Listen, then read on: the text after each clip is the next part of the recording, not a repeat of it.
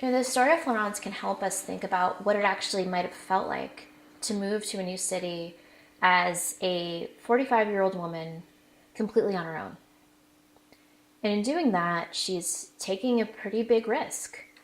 But she's also potentially moving to a place that can help her fulfill some of her dreams. It can help us think about what might the Leighton School of Art have meant to a single woman in her mid-40s moving to a new place. Does that give her an opportunity to be a woman artist because of the women who were running that school? Did that make her feel like she could be at home in that environment? And that's a story that might be harder to see in traditional historical archives.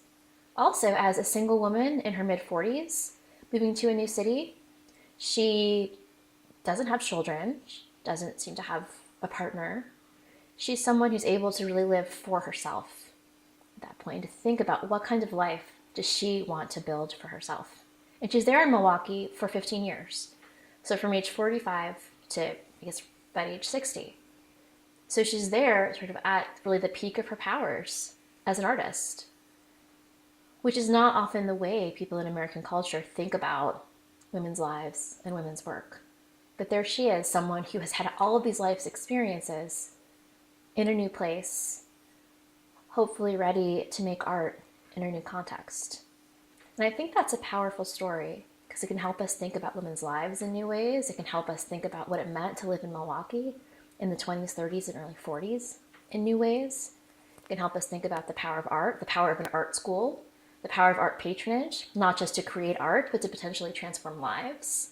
I think all of those things can come together in Florence's story in ways that might be harder to see without someone like Florence acting as almost the center of a wagon wheel around which all of these ideas can circulate and be rooted sort of in this really quite remarkable story.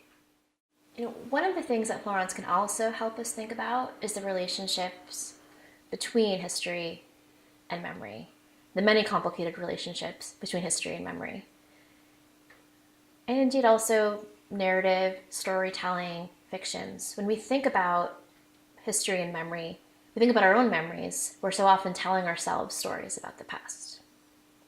Right? We might look at historical documents, that this is from my first communion, this is from a special birthday, here's my report card, here are historical documents that we could piece together for my life or for your life or for someone's life. But in fact, when we think back on those dates or we look at those photographs, we realize that we've created stories around a lot of those events for ourselves. We've created memories around those events, memories that we might share with family members or friends. And Florence can remind us that we're often, when we engage with the past, thinking about history and memory together. We're thinking about how we try to make sense of things that have happened in the past.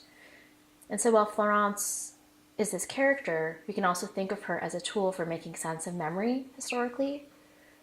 And part of what memory does, or part of what memories can do, is they can help us understand historical events in a more intimate way, in a way that connects to each of our lives, in a way that is more familiar, in a way that might be more comfortable.